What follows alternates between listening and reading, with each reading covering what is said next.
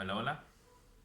Bien, como les había prometido, este video tiene como finalidad prepararlos para la actividad 10 de la clase de Historia de Honduras, puesto que el tema en sí que corresponde a esta actividad en realidad no tiene mucha relación.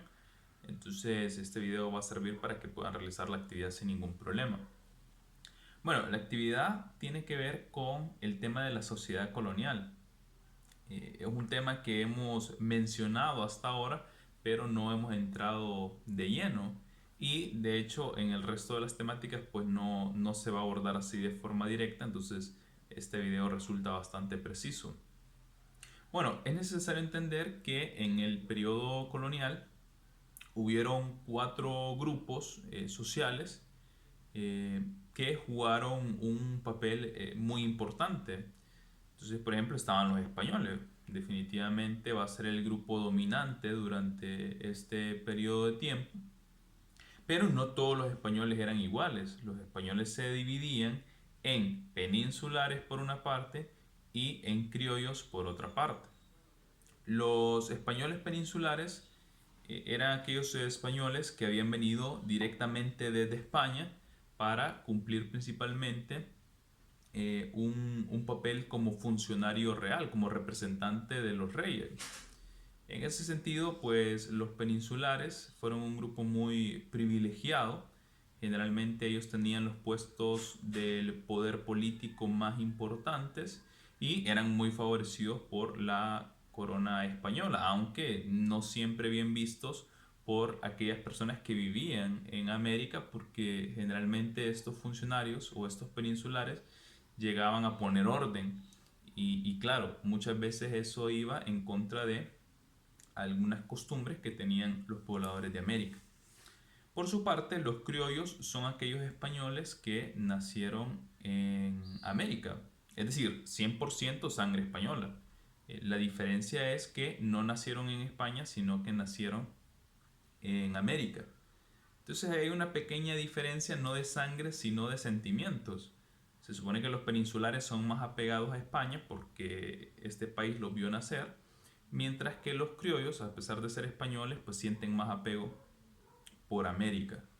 Los criollos van a tener un poder político muy diferente al de los peninsulares. Los criollos tienen puestos menores y una autoridad menor cuando se les permite estar al frente de alguna institución.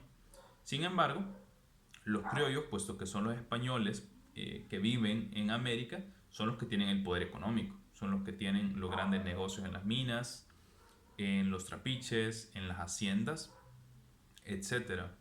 Entonces no tienen mucho poder político, pero sí tienen un poder económico. Se van a sentir muy menospreciados por la corona española porque los criollos querían tener poder político porque consideraban que ellos conocían mejor las tierras de América que los peninsulares. Y en ese sentido, pues cuando hablemos de la independencia nos vamos a dar cuenta que son estos criollos precisamente quienes dirigen los movimientos de independencia. En el sur, pues de América, Simón Bolívar, José de San Martín van a ser algunos personajes muy destacados que eran criollos. En el caso de Centroamérica, personajes como José Cecilio del Valle, pues también era un criollo, un español nacido en América. Bueno, eh, en general los españoles van a ser el grupo dominante de este periodo colonial. Luego bajamos un peldaño y vamos a mencionar a los indígenas. Los indígenas tampoco eran todos de la misma condición. Habían algunos indígenas que habían logrado colarse en la administración colonial y por tanto pues eran más privilegiados que el resto. La mayoría de los indígenas sin duda alguna pues va a tener una condición bastante baja dentro del periodo colonial. Habíamos mencionado en otras clases que los indígenas vivían confinados a pueblos de indios, pueblos que estaban exclusivamente habitados por indios. Esto era para que la corona española pudiera seguir echando mano de ellos para hacer algunos trabajos, principalmente a través del repartimiento, como ya lo habíamos mencionado. se podía tomar un grupo de indígenas para llevarlo a trabajar a algún negocio de un español. Por eso era importante entonces que permanecieran en estos pueblos de indios. En estos lugares los indígenas tenían tierras comunales, que eran tierras que eran comunes a todo el pueblo y que se le asignaba a cada familia para que pudieran subsistir del trabajo agrícola. Y esto era complementado, como ya lo mencionaba, por el trabajo del repartimiento. Pero en cada pueblo de indios habían alcaldes de indios. Eh, como eran un pueblo, pues necesitaban tener autoridades y algunos indios pues tenían ese cargo de alcalde. Y claro, un alcalde de indios tenía poder entre los suyos, pero un alcalde indio frente a un español, por muy pobre que fuera este español, pues no podía compararse, porque hay una división en el periodo colonial respecto de el grupo étnico al que se pertenece. Pero dentro de los suyos, los alcaldes indios, que muchas veces son los caciques que sobrevivieron del proceso de conquista, tienen una posición muy privilegiada. Eh, los indígenas no podían huir de estos pueblos, tenían que estar viviendo ahí de forma permanente y habían leyes muy duras que castigaban a aquellos indígenas que escapaban de sus pueblos. Bueno, por otra parte están los esclavos africanos. Su condición va a ser principalmente de esclavos precisamente, aunque había algunos que recibían la libertad por parte de sus dueños y entonces pasaban a ser africanos libres, que pues tenían algunas facilidades para poder ir aumentando su prestigio, pero sin importar dónde estuvieran, el hecho de ser africano pues ya le bajaba eh, cierto honor, por así decirlo, dentro de este aparato colonial, tal cual pasaba con los indígenas, pero la mayoría de los africanos van a ser esclavos. Vale la pena aclarar que hacia el final del periodo colonial, los ingleses traen a la zona de las islas de la bahía un contingente de descendientes de africanos que son los garífunas. Eh, las islas de la bahía en ese tiempo pues pertenecía más a la corona inglesa que la corona española, entonces los ingleses los dejan ahí porque les estaban ocasionando muchos problemas en algunas colonias y en este lugar pues los garífunas comienzan su vida como personas libres y más adelante van a dar algunos servicios a la corona española que los va a reconocer como súbditos o vasallos del rey de España y les va a reconocer también la libertad de su condición. Bueno, por último están los ladinos. Los ladinos son el producto de todas las combinaciones de los grupos étnicos durante el periodo colonial. Por ejemplo, la combinación entre español e indígena, español y africano. Entonces, todas estas combinaciones van a recibir el nombre de ladinos, que más que todo hace referencia a la cultura que adoptan estos grupos, que no va a ser una cultura de los grupos inferiores, por así decirlo.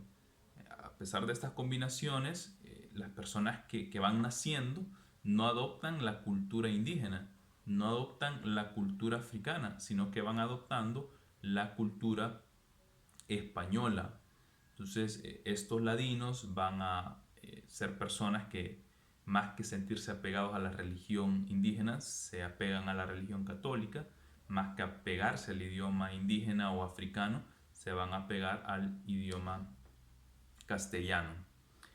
Los ladinos eran un grupo muy interesante, de hecho son nuestros más lejanos antepasados. Honduras es un país de ladinos predominantemente y nuestros antepasados pues tenían libertad para moverse, cosa que no tenían muchos africanos y cosa que no tenían muchos indígenas, y podían moverse de un lugar a otro dentro de la provincia de Honduras, estamos hablando específicamente de Honduras, pero pagaban bastante caro esta libertad y es que no tenían un medio de subsistencia seguro, no tenían tierras comunales como los indígenas y no tenían un amo como los africanos que les supliera sus necesidades. Así que, ¿qué hacían los ladinos?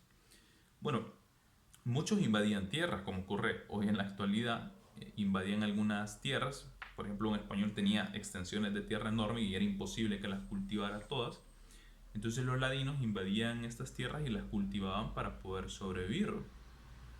En el periodo colonial esto se menciona como valles, que habitaban en valles y eran prácticamente invasiones que hacían los ladinos. Otros ladinos se dedicaban a trabajos artesanales, se convertían en carpinteros, en herreros, talabarteros, sastres, etcétera. Hacían algunos trabajos artesanales para poder obtener un pago a cambio del servicio que prestaban. Otros comenzaron a ser los primeros trabajadores libres, en el sentido de que alguien que tuviera una mina podía contratar a algunos ladinos para que fueran a trabajar a la mina a cambio de un salario. Es diferente al repartimiento de los indígenas, porque los indígenas estaban obligados a ir. No era si querían, es que tenían que ir, aunque se les reconocía un salario. En el caso de los ladinos, podían aceptar o podían negarse a hacerlo. Y otros ladinos pues simplemente se dedicaban a la vagancia. En el periodo colonial se menciona bastante eso, que había unos ladinos que eran ociosos, perezosos, holgazanes y así se les trata, y de hecho es hasta cierto punto la imagen que se repite hoy en día, hablándose del hondureño como perezoso, como haragán, impuntual, irresponsable. Bueno, eso es prácticamente lo que se pensaba también en el periodo colonial, e incluso hubieron algunas leyes contra el ocio y contra la vagancia para poner a trabajar a las personas. Bueno, estos serían entonces los principales grupos que estuvieron presentes en el periodo colonial. Sin embargo, en el contenido y en la actividad se hace una división, perdón, diferente, y de igual manera se la voy a compartir para que lo puedan entender mejor. Por ejemplo, en la base de la sociedad colonial se habla de indios pobres, las castas, que serían los ladinos, ladinos y castas viene siendo lo mismo, y los negros o africanos. Entonces estos estarían como en la base de la pirámide colonial.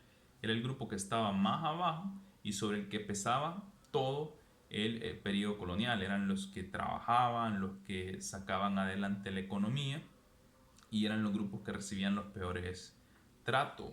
Pero en fin, su trabajo es el que hace que todo el periodo colonial o todo el aparato colonial se pueda mantener. En un segundo nivel se identifican los comerciantes, los burócratas, mineros y hacendados. Los comerciantes eran tanto peninsulares como criollos, porque había un comercio directo desde España hacia las colonias, pero en las colonias habían algunos criollos que compraban estos productos que eran traídos por los peninsulares a América. Los criollos los compraban y los vendían al resto de la población. Entonces esos serían los comerciantes, tanto peninsulares como criollos. Después están los burócratas, que tenían alguna función administrativa dentro del aparato colonial, y también son principalmente peninsulares, aunque también criollos en menor medida y en los puestos menos importantes. Después están los mineros iban a ser principalmente criollos que tienen minas y que las explotan o administran la explotación a través de los africanos y los indígenas y los ladinos. Y los hacendados, personas que tenían grandes extensiones de tierra y que las utilizaban para poder sembrar o también para criar ganado. Y estos eran principalmente criollos, porque los peninsulares que venían a administrar los territorios del rey en América no tenían permitido hacer negocios, sino que tenían que subsistir solamente de su sueldo y el cobro de algunos impuestos. Ese es el segundo nivel, y lo repito: comerciantes, burócratas, mineros y hacendados. Y el nivel más alto es identificado con los funcionarios reales, los criollos y los indios caciques. Personalmente no estoy muy de acuerdo, pero les comparto para que para efectos de la actividad no tengan ningún problema. Entonces los funcionarios reales básicamente es la burocracia. Entonces ahí no hay una diferencia clara respecto del segundo nivel.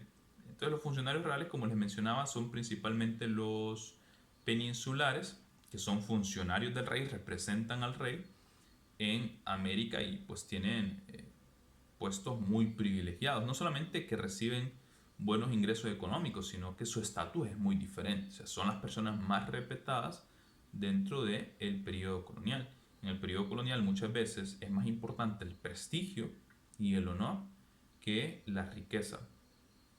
Después se menciona a los criollos como grupo. Los criollos pues van a ser el grupo que no tiene tanto prestigio como los peninsulares, pero eso sí tienen mucho poder económico, porque son los dueños prácticamente de todos los grandes negocios, porque los heredaron de sus antepasados. Los antepasados de los criollos serían como los conquistadores. Los conquistadores pues recibieron muchas riquezas, a pesar de que se los sacó del poder político, y ellos heredaron todo eso a sus hijos, a los criollos. Entonces estos pues administraban grandes riquezas. Y por último, en este tercer nivel, que es la parte más alta de la pirámide social, estarían los indios caciques, que son aquellos líderes indígenas que prácticamente se acomodaron en la nueva organización colonial y estuvieron al servicio de los españoles para poder controlar a los indígenas.